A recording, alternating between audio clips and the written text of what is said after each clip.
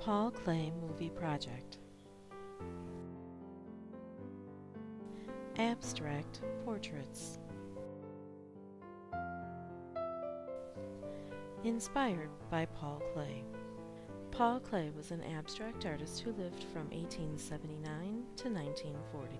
For this abstract painting that was inspired by Paul Klee, we will see how to paint the watercolor abstract painting in the background, draw the line drawing, and then add texture to the background to emphasize the portrait. The following is a slideshow of some of Paul Klee's paintings. As you can see, Paul Klee loved color and simplicity.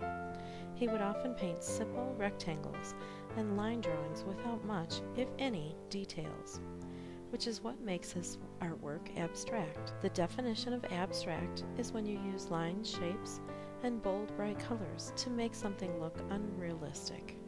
Introducing our artist for today, Kayla. Painting the background. We will need the following painting supplies: watercolor paper, watercolor paint, water, and brushes. We start by putting water on the brush, then wiping the excess water on the side of the bowl and swirling the tip of the brush in the paint. Make sure that you don't dig the brush into the paint. We want to keep a point on the end of the brush. Then we start painting rectangles on the paper. First you outline the shape, and then with the same color, paint in the rectangle that you drew, just as Kayla is doing here. If you want to keep the colors from bleeding together, make sure you paint the next shape away from the one that you just finished. You have to wait for the paint to dry before painting right next to it. If you want the colors to bleed into each other, which is perfectly acceptable, you may paint next to the shapes when they are still wet, and watch the colors bleed together.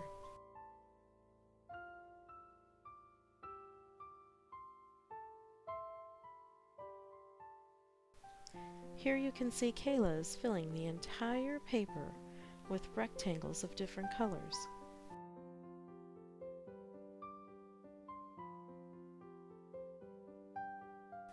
Once you have the entire paper filled with rectangles, you will need to let the painting dry before starting the next step in this process.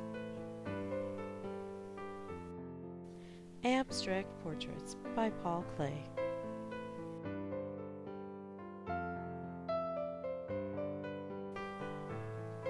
Drawing the portrait.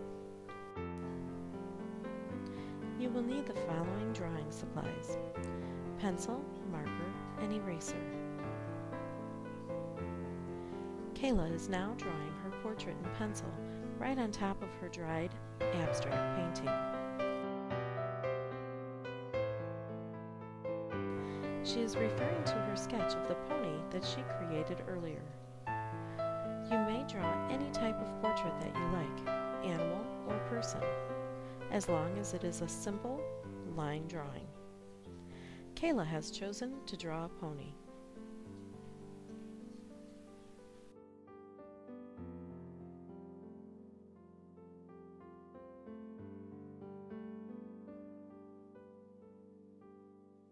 After completing the pencil line drawing, she will trace over her drawing with a marker.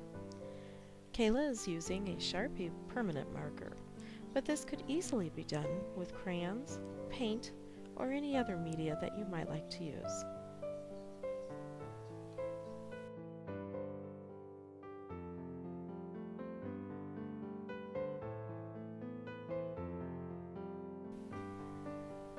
Cleaning up the pencil lines.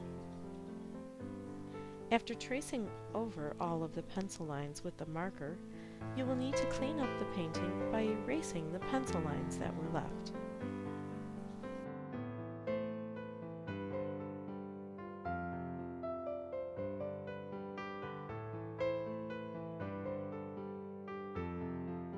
Adding the texture. We will need the following supplies when adding texture to the painting: crayons and texture rubbing plates or some other form of texture. If you do not have any texture rubbing plates, anything with a rough or bumpy texture would work just as well. You might want to experiment with a separate piece of paper to see what type of designs the texture creates. Kayla is adding texture to the background of her painting. It is important to leave the inside of the portrait without any of the texture. This will allow the portrait to stand out from the background, putting the emphasis on her portrait of the pony.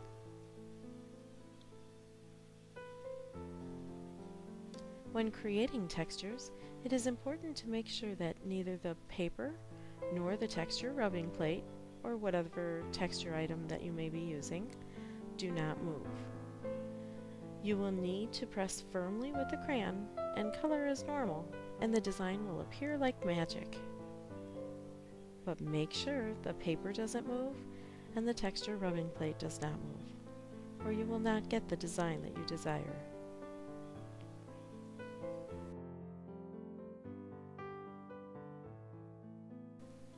This is Kayla's finished painting.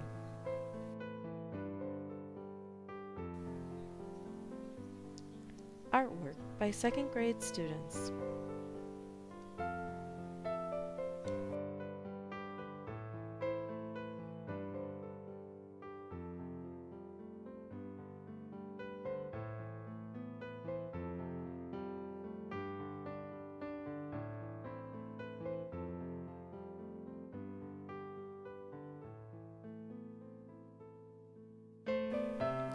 Special thanks to our artist, Kayla. Special thanks to Paul Klee and the second grade students whose paintings were shown in this video. Background music, Sovereign by Kevin MacLeod, courtesy of www.incompetech.com. Voiceover by Monica Korzanecki. Filming and editing by Monica Korzanecki. Written by Monica Korzanecki. The end.